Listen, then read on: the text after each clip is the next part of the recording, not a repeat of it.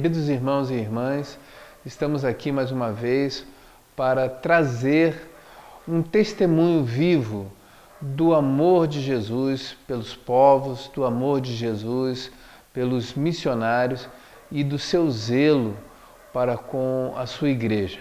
O testemunho da nossa irmã Vanilda, esposa de Wesley. Perceba o quanto Deus tem feito em prol desse casal, dessas vidas, e nos coloquemos na brecha, na intercessão, na oração, para que eles possam alcançar a vitória plena. Pensando o que falar, né? Tantas coisas e tão poucas coisas, mas quando a gente retorna, por um período estabelecido, a gente volta tão feliz, né? Que não é o meu caso em 100%. Na verdade, estou aqui por obediência mesmo à minha liderança. Porque quando a gente deixa o campo, né? É isso que eu tenho sentido nesses últimos 15 dias. Deixar o campo assim, o embrião já quase pronto para nascer, já uma criança, é um pouco difícil, né? É um pouco difícil. Mas, como a Ana mesmo falou comigo pelo telefone, é um momento de parar. Mas só tem um ano, Senhor, mas é o momento de parar, é o momento de parar. E assim, mas a gente tem muitas coisas boas para contar, né? Na verdade foi a enfermidade que me parou ali por enquanto, mas é por enquanto, em nome de Jesus. E a gente fica feliz pelo testemunho que a gente tem dado lá na África do Sul esse tempo, né? A gente está muito feliz, conseguimos alguns méritos na universidade que a gente não esperava, né? E a gente percebe que tudo isso, mesmo em tempos difíceis como a gente já passou, a gente percebe que é Deus realmente nos dando graça para perseverar. E o que é mais interessante é que o que Deus tem ministrado no nosso coração, em torno de toda a Bíblia, é sobre perseverança. Testemunhos têm chegado até nós sobre perseverança. Deus tem falado que as circunstâncias vão ficar ainda mais difíceis, mas é necessário perseverar. E, assim, tantos textos que vieram à minha mente no decorrer desses últimos meses, mas o único que ficou muito forte é que, falando ali em Romanos, Paulo escrevendo aos Romanos, nada vai nos separar do amor de Deus. E eu me lembro por 12 dias, numa cama de hospital ali, entre a vida e a morte, Deus, por muitas vezes, usou um pastor de Zimbábue para chegar lá com uma palavra. E era uma palavra que realmente tirava a gente daquele sufoco, né? Eu estava estudando, normalmente na escola, e de repente comecei a ter uma dor nas vistas, uma dorzinha de cabeça. Eu não tinha sentido ainda dores de cabeça, não sabia como se procedia uma dor de cabeça. Mas era uma dor muito fraquinha. E como eu usava óculos, eu falei assim, vamos no oftalmologista, ele vai mudar as lentes dos meus óculos e vai ficar tudo bem, né? E eu estava fazendo uma prova de Wright na universidade quando eu percebi que eu não estava tendo condições de terminar a prova. E eu fui, foi numa quarta-feira, eu fui. Cheguei lá, tão assim, entusiasmada que seria rápido.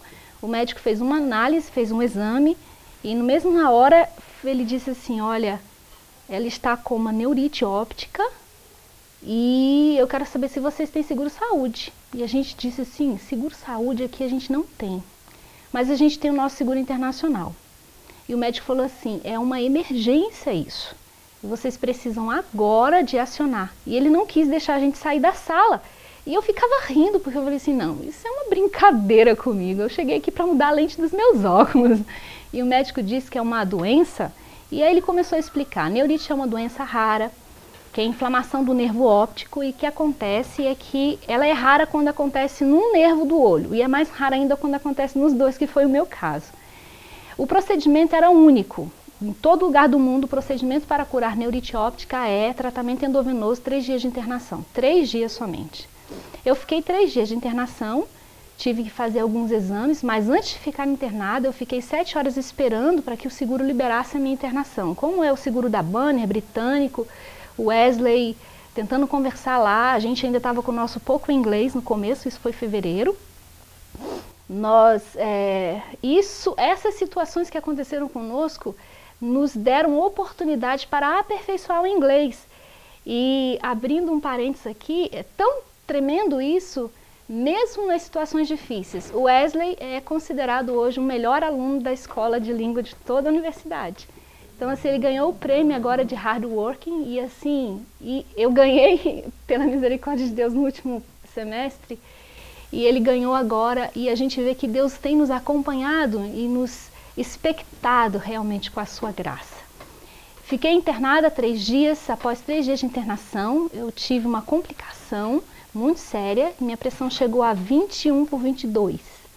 E eu voltei ao hospital e fiquei internada por mais 7 dias.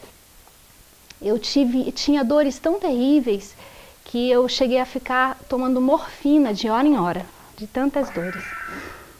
Aconteceram algumas complicações, que o tratamento, na verdade, só poderia ter sido feito após um exame, que é a lumbar puncture, eu não sei como que chama em inglês, que colhe aquele líquido da coluna, e fiz ressonâncias. Só poderia ter entrado com procedimento medicamentoso endovenoso depois desses resultados, só que era tão urgente que o médico se responsabilizou em entrar com o procedimento antes do resultado dos exames. Então isso complicou um pouco, fiquei internada todo esse tempo e tinha momentos que as dores eram tão intensas em que teve um momento em especial que eu senti a minha alma saindo do corpo. E naquele momento eu estava num quarto social com mais 4 mulheres, o Wesley tinha acabado de chegar, tinha uma senhora que estava no cantinho da cama, ela olhou assim para mim e disse, ela está morrendo. E eu só ouvi a voz dela bem lá no fundo, e foi quando o Wesley chegou, e ela falou assim, ela foi usada por Deus, porque ela falou assim, abraça sua esposa, porque o amor vai trazer ela de volta. Aí foi naquele momento que o Wesley me abraçou e fez uma oração. E ele disse assim, Senhor, nós estamos numa terra tão estranha que não temos amigos aqui, não tem brasileiros aqui que possam nos ajudar, nós estamos longe da nossa família, nosso país, e ainda não dominamos essa língua, e eu não quero perder a pessoa que eu mais amo nessa minha vida.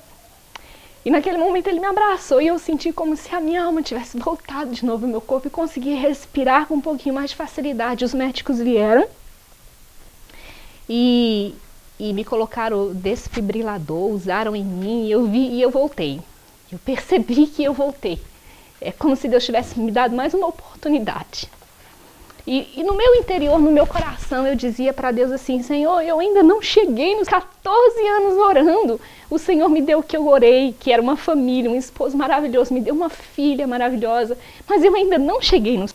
E naquele momento, quando Wesley me abraçava, eu percebi assim, Deus falando assim, calma, calma, você ainda não chegou.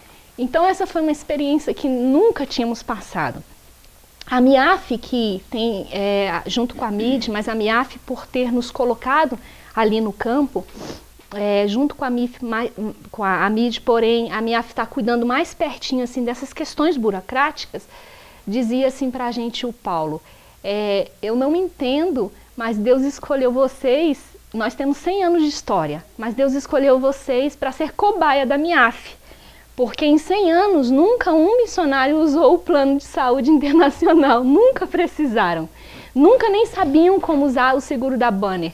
E nós usamos o seguro da Banner, agora tem os Matiolis lá, que ligaram para o Wesley, que estão há mais de 17 anos lá no Quênia, ligaram para o Wesley e falaram assim, eu preciso fazer uma cirurgia, Wesley, como que faz? Sabe? Então foi uma experiência que Deus deu para a gente, assim.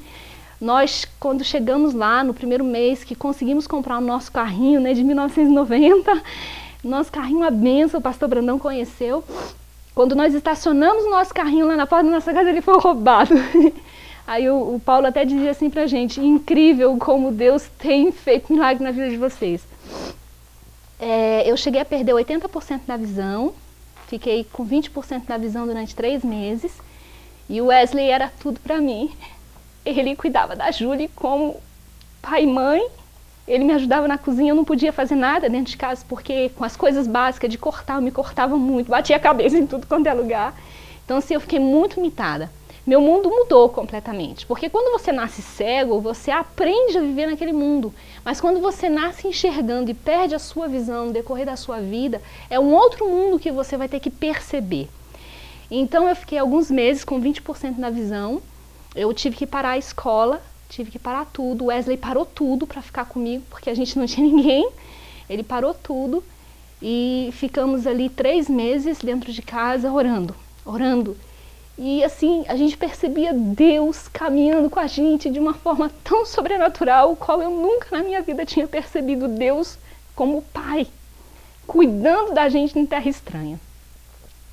E quando a gente sai, queridos, é tão interessante que quando nós estávamos no aeroporto para ir embora, quando a gente chega